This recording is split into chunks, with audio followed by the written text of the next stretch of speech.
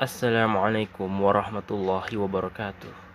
Perkenalkan, nama saya Sandi Muhammad Ramdhani dengan NIM 11950300203. Dalam kesempatan kali ini, saya akan memperkenalkan tokoh-tokoh penyebar agama Islam di bumi Nusantara dengan tujuan untuk melengkapi ujian tengah semester mata kuliah Survey of Literature in Early Islamic World. Sebelumnya, saya mempersilahkan kepada para penonton untuk mempause video ini dan berhamdalah serta bersalawat kepada Rasulullah Sallallahu Alaihi Wasallam. Bismillahirrahmanirrahim. Wali Songo. Wali Songo dikenal sebagai penyebar agama Islam terbesar di Pulau Jawa pada abad ke-14. Para wali Songo tinggal di 3 wilayah penting pantai utara Pulau Jawa, yaitu Surabaya, Gresik, Tuban, Lamongan yang berada di Provinsi Jawa Timur, sedangkan Demak, Kudus, dan Muria berada di Provinsi Jawa Tengah, dan Cirebon berada di Provinsi Jawa Barat.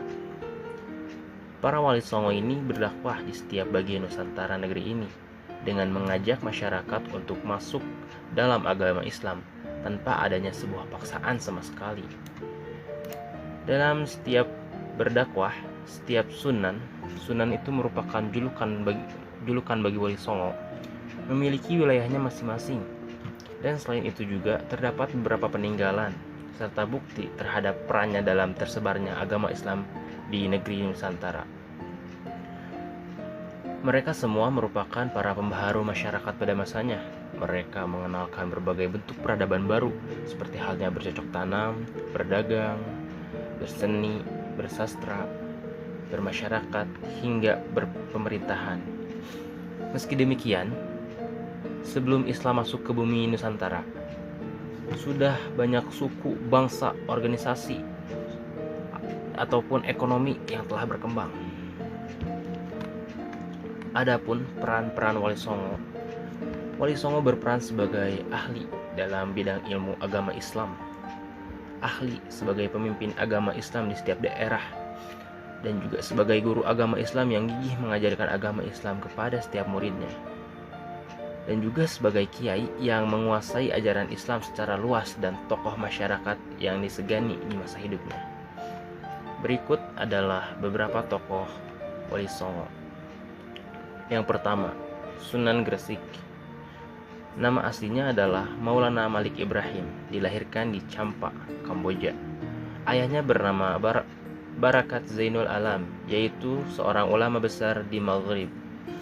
Maulana Malik Ibrahim ini disebut sebagai Sunan Gresik atau Syekh Maghribi atau Makhdum Ibrahim, dan orang Jawa biasa menyebutnya Asmarakandi. Sebelum masuk ke tanah Jawa, Maulana Malik Ibrahim bermukim di Champa selama 13 tahun. Beliau menikahi putri raja yang memberinya 2 putra, yaitu Raden Rahmat, Sunan Ampel, dan Rashid Ali Murtadha, Raden Santri.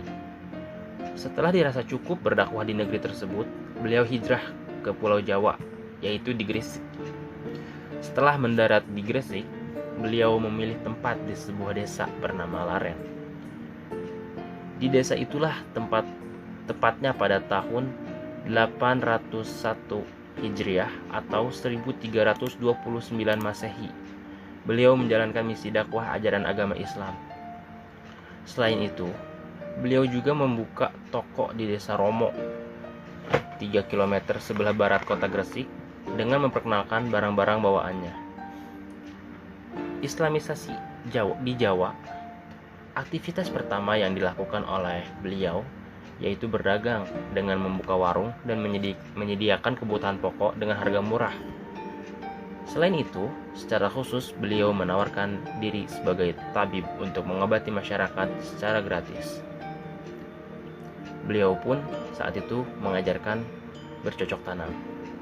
2. Sunan Ampel. Nama asli dari Sunan Ampel adalah Raden Rahmat.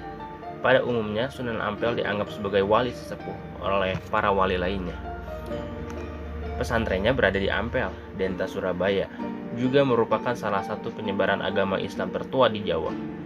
Beliau menikah dengan Dewi Condrowati yang bergelar Nyai Ageng Manila. Sunan Ampel datang ke Pulau Jawa pada tahun 1443 untuk menemui bibinya, Dwarawati. Ia merupakan seorang putri Campa yang menikah dengan Raja Majapahit yang bernama Prabu Kertawijaya. Dakwah Sunan Ampel yang dikenalkan pada masyarakatnya dikenal sebagai sebutan Moh Limo. Moh Limo dimaksud adalah larangan untuk berbuat maksiat, yaitu ada moh mabok yang berarti tidak meminum minuman keras, moh main yang berarti tidak bermain judi, togel ataupun taruhan, moh madon tidak berzina ataupun melakukan homoseksual, moh madat tidak mau mencuri, dan moh maling tidak mau korupsi dan sebagainya. Dakwah Sunan Ampel ini bertujuan untuk memperbaiki kerusakan akhlak di tengah masyarakat tersebut. Metode dakwah ini terbukti dapat memperbaiki moralitas masyarakat yang konon saat itu telah merosot sampai pada level yang memprihatinkan. Inilah alasan mengapa Prabu Sri Kertawijaya memberikan keleluasan kepada Sunan Ampel menyebarkan agama Islam pada semua tingkatan sosial masyarakat. Di Ampel, beliau mendirikan sarana ibadah yang kini menjadi Masjid Sunan Ampel dan sarana pendidikan untuk menunjang internalisasi ajaran dan nilai-nilai keislaman untuk menggantikan keyakinan lama. Nomor 3, Sunan Bonang. Sunan Bonang dilahirkan pada tahun 1465 dengan nama asli Raden Maulana Makdum Ibrahim. Beliau adalah putra Sunan Ampel dengan Nyai Ageng Manila. Bonang merupakan sebuah nama desa di Kabupaten Rembang. Pada masa dakwahnya, beliau itu sangat menyukai hiburan. Oleh karena itu, cara berdakwah Sunan Bonang yaitu dengan memainkan alat musik tradisional berupa gamelan untuk menarik hati masyarakat agar tertarik untuk belajar agama Islam. Selain mendirikan pesantren di Tuban sebagai basis wilayah dakwah, beliau juga menyebarkan agama Islam secara berkeliling. Sunan Bonang menyebarkan agama Islam menggunakan cara dakwah media seni dan sastra yang berupa carangan pawayangan, suluk, serta tembang tamsil. Selain itu, ia juga menggunakan kesenian alat musik tradisional untuk menarik simpati masyarakat. Menurut beliau, dengan alat musik tradisional merupakan cara yang tepat sehingga beliau mempelajari kesenian Jawa. Salah satunya adalah bonang. Dengan keahlian seni dan sastranya, Sunan Bonang mengajarkan dan menyebarluaskan ajaran Islam dengan lantunan tembang-tembang yang mengandung nilai-nilai keislaman. Sehingga tanpa terasa, penduduk sudah mempelajari agama Islam dengan senang hati dan tanpa paksaan. Salah satu tembang dari Sunan Bonang yang fenomenal hingga saat ini yaitu tembang Tomboati.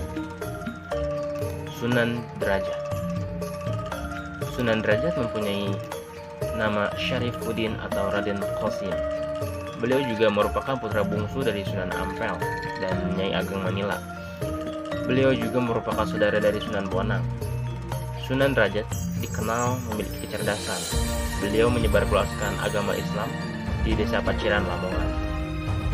Dakwahnya dilakukan oleh Sunan Derajat pada mulanya dilakukan atas perintah ayahnya, yaitu berdakwah di pesisir pantai Gresik, hingga akhirnya beliau menetap di Lamongan untuk menempati tempat tersebut.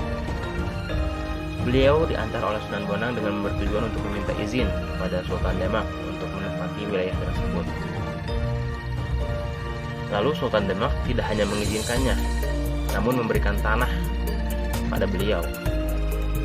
Sunan Derajat dikenal sebagai penyebar agama Islam yang memiliki jiwa sosial tinggi dan sangat memperhatikan nasib kaum fakir miskin. Selain itu, beliau mengutamakan pada kesejahteraan sosial masyarakat. Nomor 5, Sunan Kudus. Sunan Kudus sejatinya bukanlah merupakan penduduk asli Kudus. Beliau lahir di Quds, negeri Palestina, yang kemudian bersama kakek dan ayahnya hijrah ke tanah Jawa. Dalam cerita lain, Sunan Kudus merupakan pendatang dari daerah Jipang Panolan yang merupakan daerah di sebelah utara Blora. Sunan Kudus merupakan senopati hebat dari kerajaan Demak. Beliau menjabat sebagai senopati kerajaan.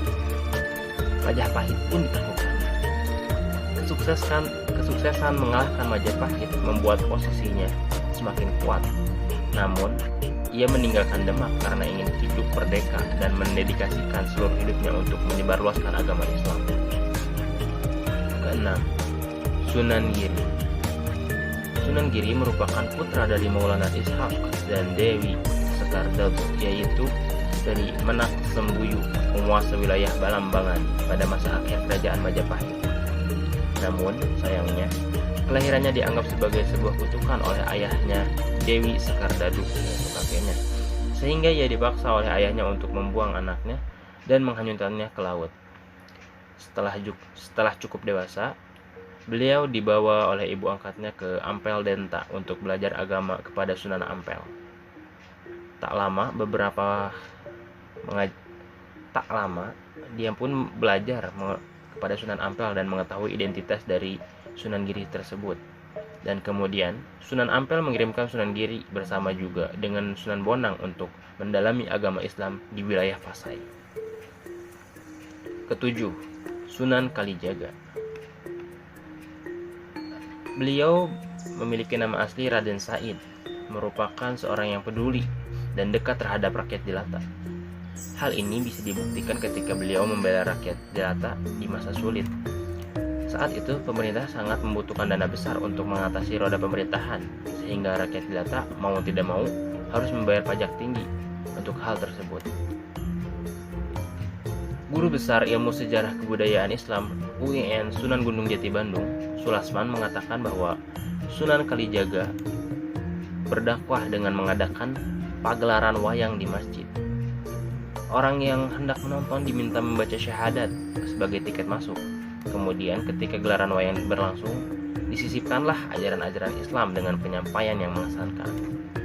Saat itulah Sunan Kalijaga berpikir harus membantu rakyat jelata. Namun, tanpa berpikir panjang, beliau melakukan perbuatan tidak terpuji demi menolong rakyat jelata. Beliau mencuri hasil bumi yang tersimpan di gudang ayahnya. Hasil bumi tersebut merupakan hasil upeti rakyat jelata yang akan disetorkan kepada pemerintah pusat. Kedelapan, Sunan Muria. Nama Sunan Muria diambil dari tempat tinggal terakhirnya, yaitu di lereng Gunung Muria, yakni 18 km ke utara kota Kudus. Sunan Muria mempunyai peran penting dalam penyebaran ajaran agama Islam di sekitar Gunung Muria. Dalam menyebarkan agama Islam, beliau meniru cara ayahnya, yaitu menyebarkan ajaran agama dengan halus. Namun, berbeda dengan ayahnya, dalam mengajarkan agama Islam, Sunan Muria lebih senang berdakwah di daerah terpencil dan jauh dari pusat kota. Sunan Muria mempertahankan kesenian, gamelan, serta wayang sebagai alat dakwah. Beliau menciptakan beberapa tembang untuk mengamalkan ajaran Islam. Dengan cara inilah Sunan Muria dikenal sebagai Sunan yang berdakwah Topo Ngali. Sunan Muria juga dikenal sebagai pribadi yang mampu memecah berbagai macam masalah. Dengan gayanya yang moderat dalam berdakwah, banyak yang mengikutinya. Kesembilan, Sunan Gunung Jati. Sunan Gunung Jati memiliki nama asli Syarif Hidayatullah. Di usianya yang menginjak 20 tahun, Sunan Gunung Jati telah ditinggal oleh ayahnya. Setelah ditinggal ayahnya, beliau didaulat untuk menjadi Raja Mesir sebagai ganti ayahnya. Namun, beliau menolaknya dan memilih untuk menyebarkan ajaran agama Islam di tanah Jawa bersama ibunya. Sebelum Sunan Gunung Jati dan ibunya, Syarifah Mudaimah, datang ke Jawa Barat pada tahun 1475 Masehi, mereka terlebih dahulu singgah di Gujarat dan Pasai guna untuk memperdalam ilmu agamanya. Kedatangannya disambut gembira oleh Pangeran Cakrabuana beserta keluarganya. Dalam menyebarkan agama Islam, Sunan Gunung Jati tidak sendiri. Beliau dibantu oleh para wali lainnya. Mereka biasanya bermusyawarah di Masjid Demak, karena pergaulannya dengan para wali dan Sultan Demak menjadikan Sunan Gunung Jati mendirikan Kesultanan Pakungwati, yang kemudian ia memproklamirkannya dirinya sebagai raja dan gelar sultan. Dengan adanya kesultanan, Cirebon tidak lagi mengirimkan upeti kepada Pajajaran. Kesultanan Pakungwati semakin besar dengan menggabungkan perwira dan prajurit pilihan. terlebih lagi, adanya perluasan pelabuhan Muara Jati yang membuat perdagangan semakin pesat, terutama dengan negara Cina. Jalinan Cirebon dan Cina semakin erat. Dalam dakwahnya tersebut, beliau mengajarkan ilmu sholat kepada rakyat Cina dengan memberitahukan bahwa setiap melakukan gerakan sholat merupakan terapi pijat ringan. Ilmu pengobatan tersebut diperoleh saat beliau mengembara ilmu di Cina. Sekian dari saya, mohon maaf bila banyak kesalahan. Wabillahi taufiq wal hidayah. Wassalamualaikum warahmatullahi wabarakatuh.